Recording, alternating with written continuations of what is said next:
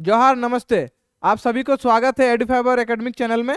ठीक है, आज हम लोग जो डिस्कस करने जा रहे हैं वो है एमसीक्यूज 11th का मॉडल पेपर। ठीक है,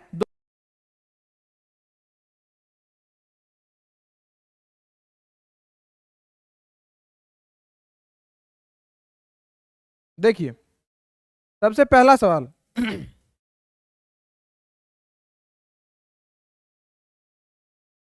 सबसे पहला सवाल यहाँ पूछा है, how many significant figures are present in 1260। ठीक है, आपका ये नंबर दे दिया गया है और आपको यहाँ पे पूछा है कि इसमें सिग्निफिकेंट फिगर कितना है। कितना पूछा है? सिग्निफिकेंट फिगर कितना होगा, ये आपको पूछा गया है। ठीक है, तो ध्यान दीजिए कि हम लोग पढ़े हैं कि अगर किसी नंबर के बाद अगर अगर डेसिमल पॉइंट है तो ही हम मेरा ये दोनों जीरो क्या होता था, काउंट होता था। समझ में आ रहा है? अगर ये डेसिमल पॉइंट अगर नहीं है, अगर ये डेसिमल पॉइंट क्या करें, अगर नहीं है तो यहाँ पे सिग्निफिकेंट फिगर कितना होगा? सिर्फ 1 होगा, जीरो काउंट नहीं होगा। तो यहाँ पर देखिए, यहाँ पर एक भी डेसिमल नहीं है, तो यहाँ पे सिंपल सा बात है, तुम्हारा सिग्निफिकेंट फिगर कितना हो जाएगा? यहाँ पे 1 2 3 जो भी नॉन जीरो डिजिट्स है, समझ में आ रहा है, वो सब खाली गिनाएगा, जीरो यहाँ पे नहीं गिनाएगा। क्यों? क्योंकि आपका वहां पे डेसिमल पॉइंट इसमें नहीं है। तो इसका सही आंसर चल जाएगा आपका ऑप्शन बी 3।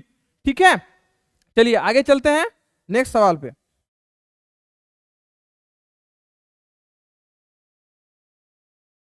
नेक्स्ट सवाल पे आते हैं।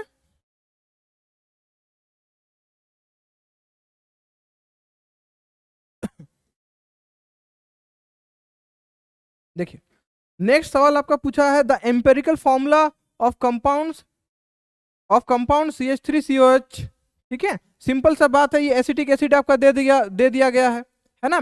और आपको इसका सिंपल इंपेरिकल फॉर्मूला पूछा है। तो हम लोग इंपेरिकल फॉर्मूला क्या बोलते हैं कि सिंपल जो रेशियो में होगा जो फॉर्मूला हमको, या सिंपल फॉर्मूला भी उसको बोल सकते हैं। तो आइए इसका निकालते हैं कैसे। देखिए यहाँ पे आपका CH3COOH है, एसिटिक एसिड है। इसको हम क्या ऐसा लिख सकते हैं, C2H4O2। अब देखिए यहाँ पे 2 4 2 है, क्या इसको और सिंपल हम कर सकते हैं? एकदम कर सकते हैं। 2 से डिवाइड कीजिए तो क्या हो जाएगा आपका CH2O। देखिए चारों में से कौन सा ऑप्शन है? तो आपका ये ऑप्शन जो दिख रहा है ना, डी, ये आपका सही जवाब है। ठीक है, तो इंपेरिकल फॉर्मूला वाला ये इजी क्वेश्चन पूछा गया था, है कि नहीं? ठीक है, इसमें ज्यादा कुछ माथा लगाने वाला है नहीं, क्या कि आपका ना तो इसमें परसेंटेज कुछ पूछा नहीं है, तो आपका मोल से डिवाइड करना, ये करना, वो पूरा लंबा जो प्रोसेस है वो नहीं है, डायरेक्ट आप बता सकते हैं फॉर्मूला देख के। ठीक है, और एक चीज याद रखिएगा कि इंपेरिकल फॉर्मूला का मतलब होता है सिंपल फॉर्मूला, जो उसका जो रेशियो होता है उसको सिंपलेस्ट, जितना सिंपलेस्ट आप कर पाओ उतना। ठीक है, आगे चलते हैं।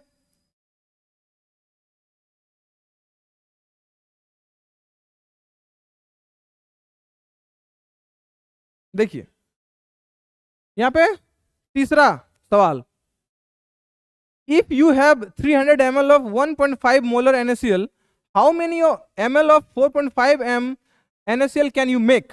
ठीक है, सिंपल सा मोलरिटी का सवाल है, जिसमें आपको एक एक समथिंग मोलरिटी गिवन वाला दे देगा सॉल्यूशन, और आपको उसमें बनाना पड़ेगा। इसमें एक फॉर्मूला हम लोग बहुत छोटा सा पढ़ते हैं, उसमें बोला जाता है कि M1V1 इक्वल्स टू M2V2। समझ में आ रहा है? तो यहाँ पे आपको दे दिया गया है क्या, जैसे 300 ml ऑफ 1.5 मोलर है ना, तो आपका यहाँ पे M1 दे दिया है आपका कितना, 1.5। ठीक है, आपका V1 भी दे दिया है 300 ml।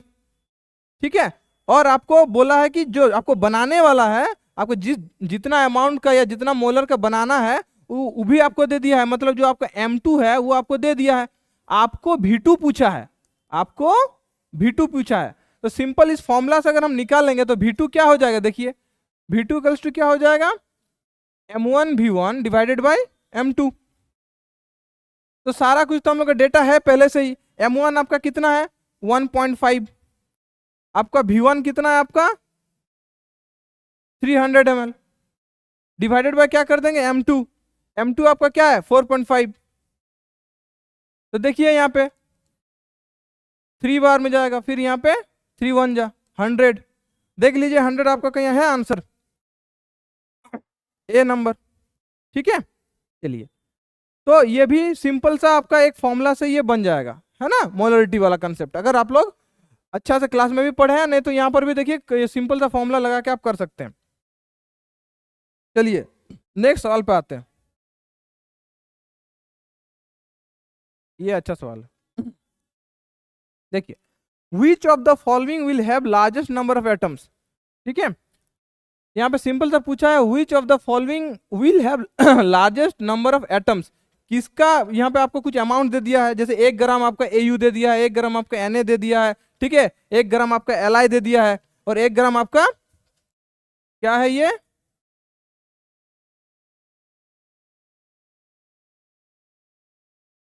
आपका 1 ग्राम Cl2 दे दिया है। तो सिंपल से आपको पूछा है नंबर ऑफ एटम्स, है ना, और किसमें ज्यादा होगा याद रखना।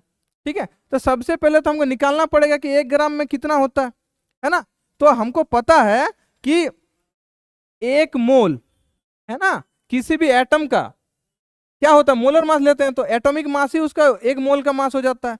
तो AU का कितना हो जाता है तुम्हारा 197 समथिंग, 196.9 समथिंग होता है, तो 197 ले लो।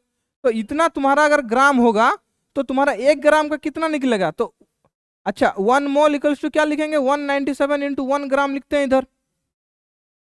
ठीक है, और 1 मोल में कितना तुम्हारा एटम हो जाएगा, हमको सबको पता है कि जब अगर पार्टिकल्स के टर्म में अगर बोलें तो 6.022 इंटू 10⁻23, और ये आपका यहाँ 197 को यहाँ नीचे ले आओ, और ये तुम्हारा 1 ग्राम क्या हो जाएगा AU। बात समझ में आ गया। उसी तरह से जब तुम सोडियम का निकालेगा तो सोडियम का कितना हो जाएगा 6.022 इंटू 10⁻23 डिवाइडेड बाय कितना हो जाएगा, सोडियम का हो जाता है आपका 23, और ये हो जाएगा तुम्हारा 1 ग्राम क्या Na।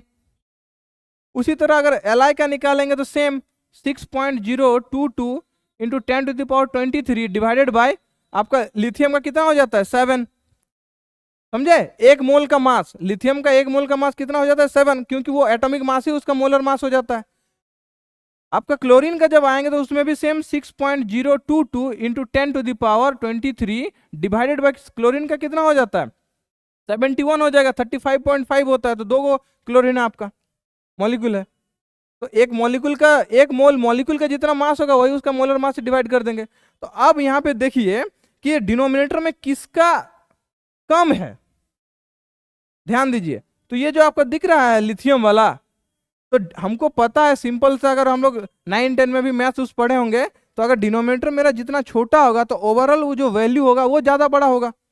तो ओवरऑल ऊपर में क्या है तुम्हारा, ये नंबर ऑफ एटम्स है ना, तो जिसका तुम्हारा डिनोमिनेटर कम होगा उसका नंबर ऑफ एटम्स ज्यादा होगा, और आपको पूछा भी गया है लार्जेस्ट नंबर ऑफ एटम्स, तो जाहिर सी बात है सबसे कम आपका लिथियम वाला है 7, तो आपका ऑप्शन सी चला जाएगा कि 1 ग्राम लिथियम में सबसे ज्यादा आपके एटम पाए जाएंगे। ठीक, चलते हैं। आशा करते हैं कि ये आपको समझ में आ गया होगा। सिंपल सा मोल कंसेप्ट का सवाल है पहला चैप्टर का।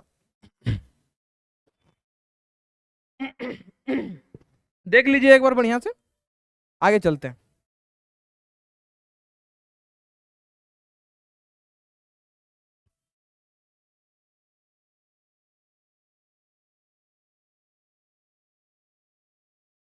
देखिए ये तो आपका अगला सवाल, ब्रोमीन आपका दे दिया है सिंपल सा एक एटम, और आपका उसका एटॉमिक नंबर और मास नंबर दे दिया है। तो हमको पता है साहब कि कोई भी एलिमेंट का जो रिप्रेजेंटेशन होता है वो होता है जेड, और यहाँ ए आपका डिनोट करता है मास नंबर, जेड करता है आपका एटॉमिक नंबर, और हमको पता होता है कि जो आपका एटॉमिक नंबर है वो प्रोटॉन नंबर होता है, और एटम में प्रोटॉन नंबर के बराबर इलेक्ट्रॉन नंबर होता है।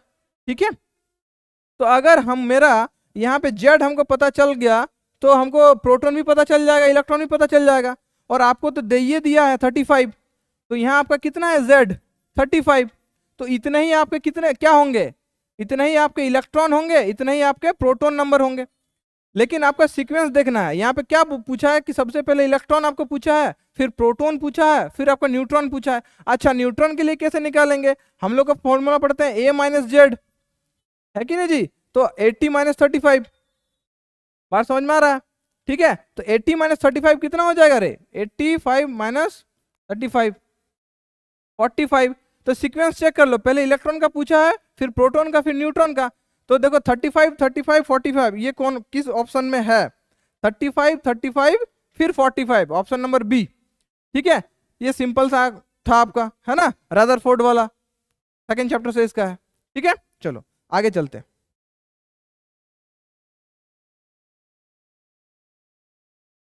देखो ये सवाल अच्छा है, अच्छा मतलब बहुत अच्छा। देखिए, what will be the wavelength of a ball of mass 0.1 kg moving with a velocity of 10 metre per second?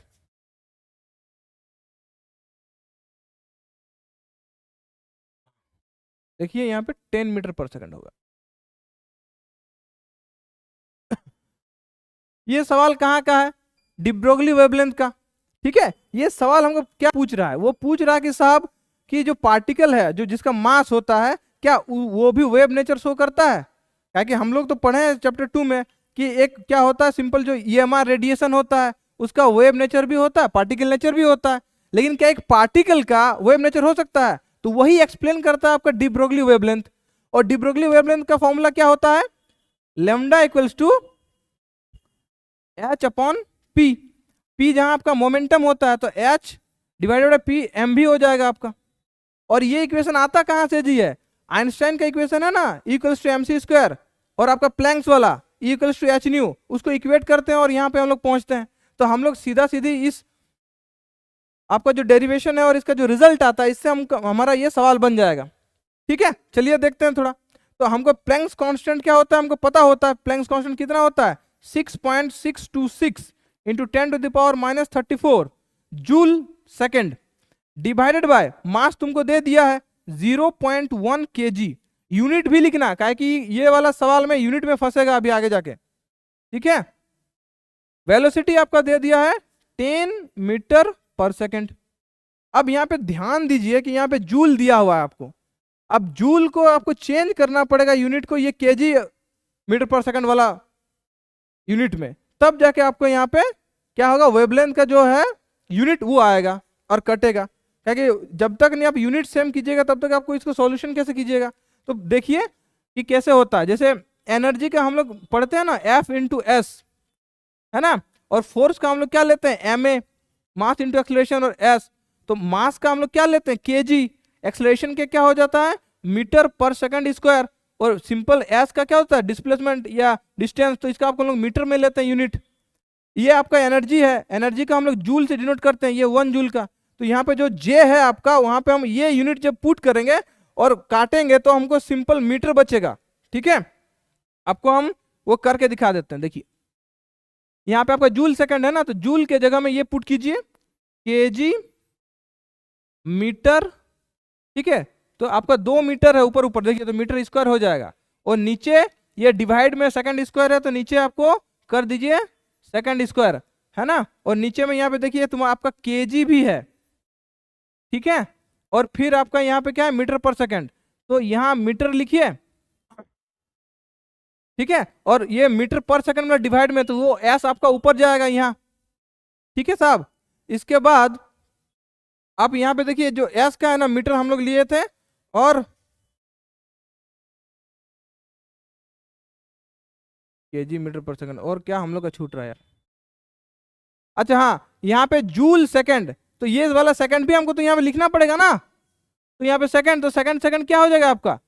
Second second उसका पावर 2 आ जाएगा, सेकंड स्क्वायर।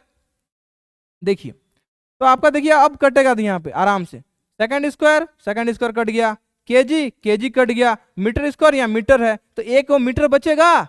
और वेवलेंथ का यूनिट किस में आता है? वेवलेंथ मीटर में आता है, समझे? तो यूनिट का तो हम लोग सब कुछ संभाल लिए। अब यहाँ पे मेन कैलकुलेशन है, तो 0.1 और 10 को इंटू करेंगे, एक आएगा, तो ले देके आपको कौन सा आंसर जा रहा है?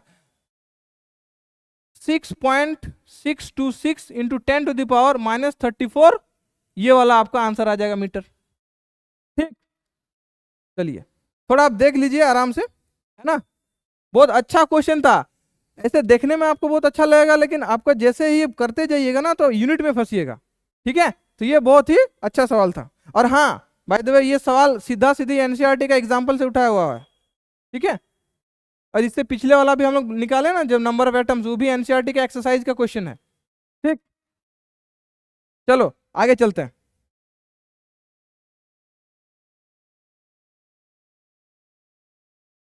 हाँ यहाँ पे ये सवाल तो सिर्फ मेमोरी बेस्ड। देखिए यहाँ पे सवाल पूछ रहा है, the series of lines in the hydrogen spectrum which appear in the visible region electromagnetic spectrum is. जब हम लोग हाइड्रोजन एटम का स्पेक्ट्रा पढ़ते हैं ना, तो हमको वहां पे बहुत सारा क्या दिखेगा, सीरीज दिखता है। समझ में रहा है? जैसे हम लोग बोलते हैं ना, ग्राउंड स्टेट से फर्स्ट एक्साइटेड स्टेट में एक सीरीज, फिर ग्राउंड से सेकंड, फिर उससे थर्ड, है ना। तो सिंपल सा ये, आप अगर ये कंसेप्चुअल सवाल है और थ्योरेटिकल है, अगर आपको पढ़े होंगे तो इसका आराम से मार सकते हैं कि विजिबल रीजन जो आता है आपका वो वाल्मर सीरीज में आता है। ठीक है, तो ये सिंपल याद है जिसका वो मार देगा, या जो पढ़ा होगा वो भी मार देगा। चलते हैं आगे।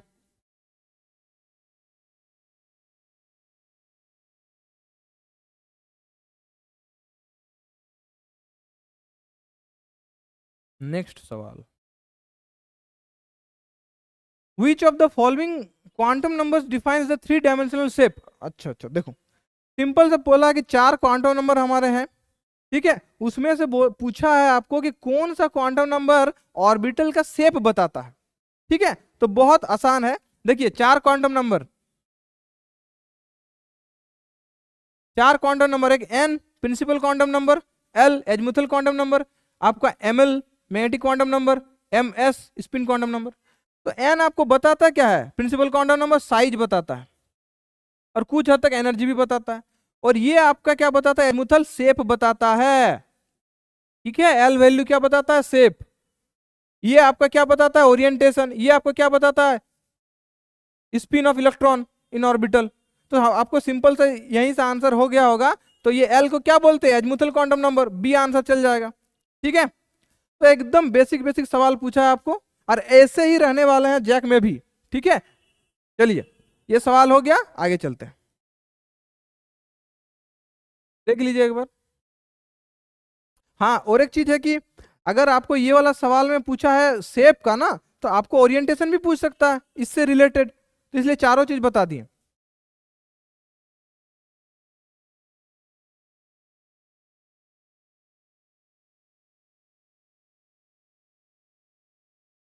देखिए, what is the total number of orbital associated with the principal quantum number n equals to 3।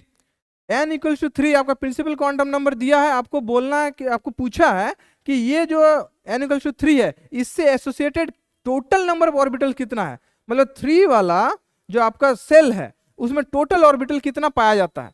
ठीक है, तो ये दो तरीका से हम आपको बताते हैं ये कैसे बनेगा। ठीक है, सबसे पहला कि हमको पता होता है कि जितना तुम्हारा n का होता है वैल्यू, उतना ही हमारे क्या आते हैं, सबसेल आते हैं। तो अगर n इक्वल्स टू 3 है तो आपका 3s 3p और 3d आएगा। और अगर इस तरीके से बनाएगा तो s में कितना ऑर्बिटल होता है, 1, p में कितने ऑर्बिटल होते हैं, 3, d में कितने ऑर्बिटल होते हैं, 5। तो ऐड कर दो साहब, क्या हो जाएगा, 9, है कि नहीं। अगर एक तरीका ये हुआ तो आंसर आपका तो यहाँ सिंपल क्या चल जाएगा, डी 9। और एक तरीका क्या हुआ, हम लोग बचपन में पढ़ते हैं 9-10 में शायद, एक 2n² करके है। तो ये 2 देता है कि नंबर ऑफ इलेक्ट्रॉन जब हम निकालते हैं, maximum number of electron in an orbit. ठीक है, तो अगर आपको यहाँ से सिर्फ n² यूज करेंगे तो भी होगा। तो यहाँ पे n का वैल्यू 3 है, उसका स्क्वायर कर दो 9। ठीक है, तो दोनों तरीका बता दिए हैं आपको, जैसा भी सुविधा लगे स्वाद अनुसार आप ले सकते हैं। ठीक है, तो खाने में बोलते हैं ना नमक स्वाद अनुसार, तो आपको जो पसंद आए कीजिए। ठीक है, चलते हैं आगे।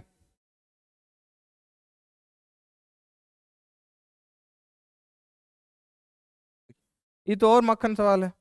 देखिए, which of the following species is iso electronic with CH4। अच्छा, आइसो इलेक्ट्रॉनिक स्पीसीज किसको बोलते हैं, जिसके नंबर ऑफ इलेक्ट्रॉन समान हो। ठीक है, ऐसा कुछ स्पीसीज दिया रहेगा जिसमें आपका मॉलिक्यूल भी रहेगा, एटम भी हो सकता है, आयंस भी हो सकते हैं, और उसमें आपको सिंपल सा बोलेगा कि आइसो इलेक्ट्रॉनिक का मतलब ये सारे स्पीसीज में नंबर ऑफ इलेक्ट्रॉन बराबर होने चाहिए। ठीक है, तो यहाँ पे आपको दिया है क्वेश्चन में CH4। तो सबसे पहले यहाँ पता कर लेते हैं कि यहाँ कितना इलेक्ट्रॉन है CH4 में। तो हमको क्या पता है, हमको कि जो एटॉमिक नंबर होता है Z, वो प्रोटॉन नंबर होता है, और प्रोटॉन के बराबर इलेक्ट्रॉन भी होता है। तो एटॉमिक नंबर कार्बन का कितना, 6, इसका मतलब 6 इलेक्ट्रॉन भी है, और 4 आपके हाइड्रोजन है, तो 4 इलेक्ट्रॉन इधर हाइड्रोजन के, तो टोटल इलेक्ट्रॉन आपके 10 इलेक्ट्रॉन हो गए। तो ये जो तुम आपका मीथेन का जो दिया हुआ है स्पीसी, इसका 10 इलेक्ट्रॉन है। अब इसी 10 इलेक्ट्रॉन के बराबर ही 4 ऑप्शन में से कौन है? सोडियम का कितना होता है? 11, तो 11 इलेक्ट्रॉन होंगे। आर्गन का 18 एटॉमिक नंबर, तो 18 इलेक्ट्रॉन होंगे। नियॉन नोबल गैस है 10, तो इसका 10 इलेक्ट्रॉन होगा। मैग्नीशियम 12, तो एकदम क्लियर है, सी आंसर हो जाएगा। ठीक है, चलिए ये मक्खन सवाल था। नेक्स्ट आते हैं,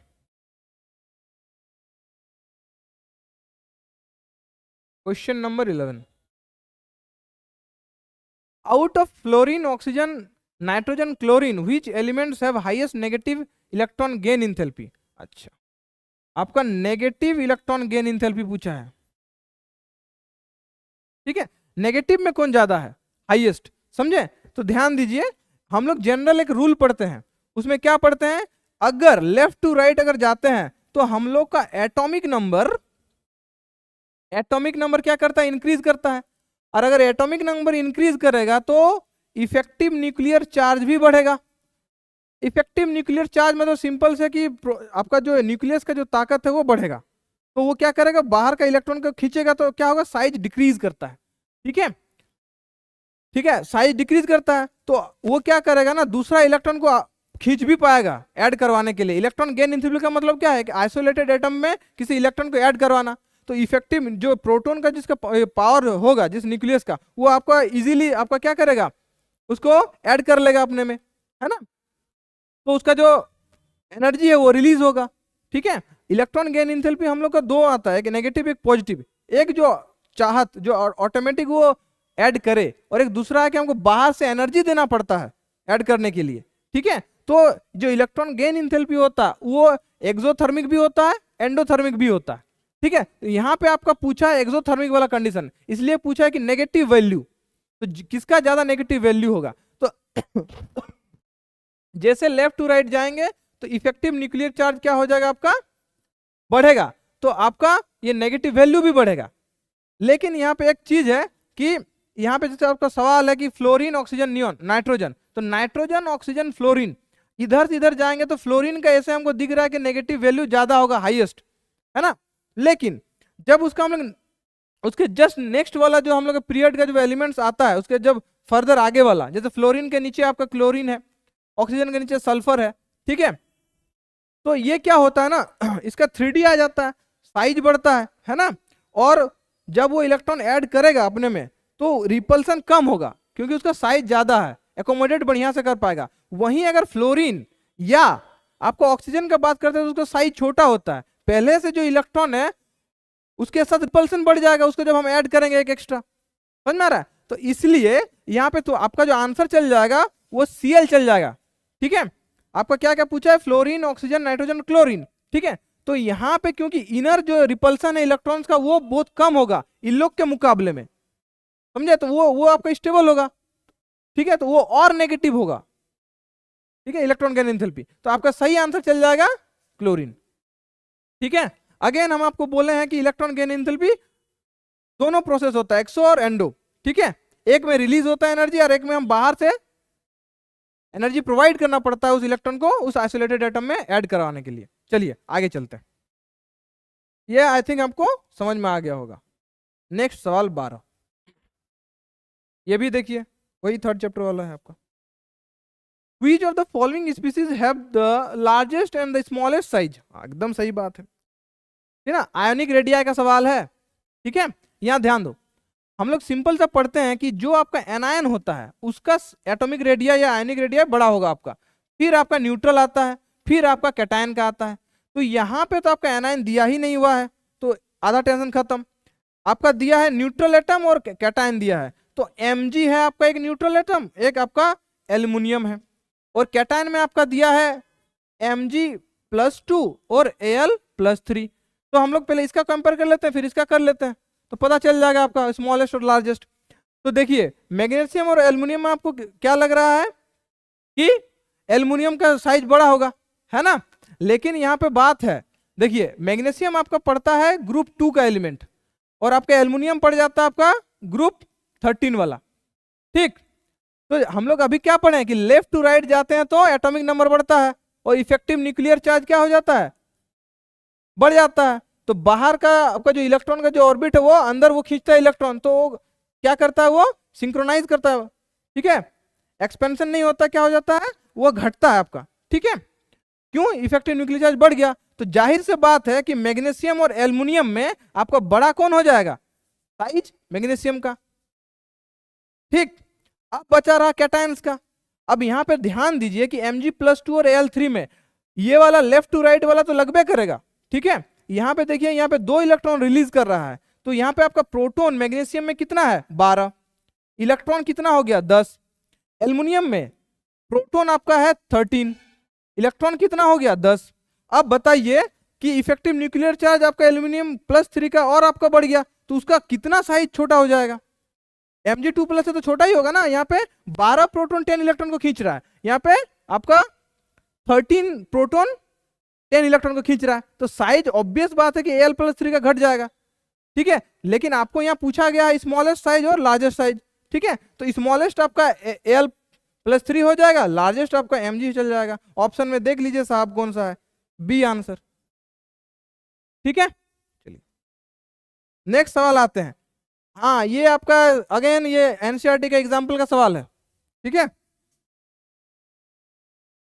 क्वेश्चन नंबर 13।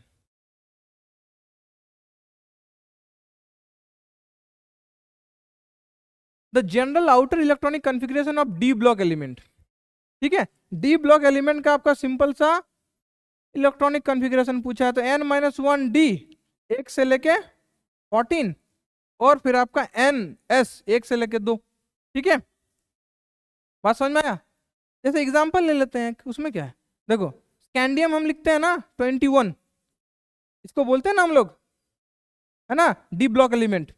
तो देखिए यहाँ पे इसका होता है 3d1 और 4s2, इसलिए यहाँ पे हम आपको n लिखे हैं, यहाँ n-1, यहाँ 4 है तो 4 में 1 घटा देंगे तो 3 आएगा। ठीक है, तो आपका ये हो जाएगा general electronic configuration of D block elements. तो ऑप्शन मैच कर लो साहब, यहाँ एफ है, ये होगा ही नहीं, ये तो होगा ही नहीं, सी है आपका आंसर। ठीक है, चलिए आगे चलते हैं।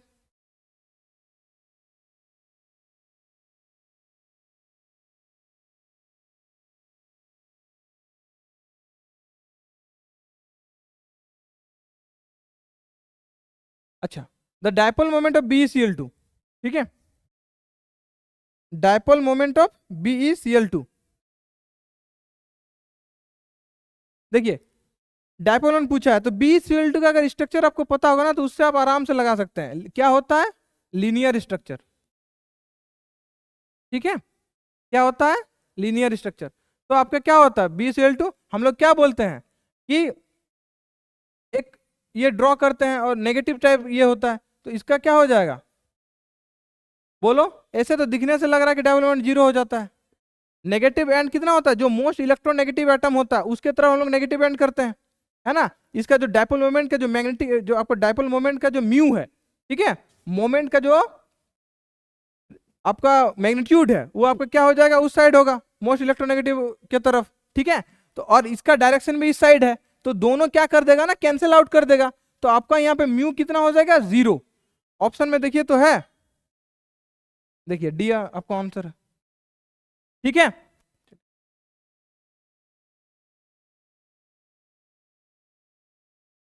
ठीक है, हो गया, आगे नेक्स्ट।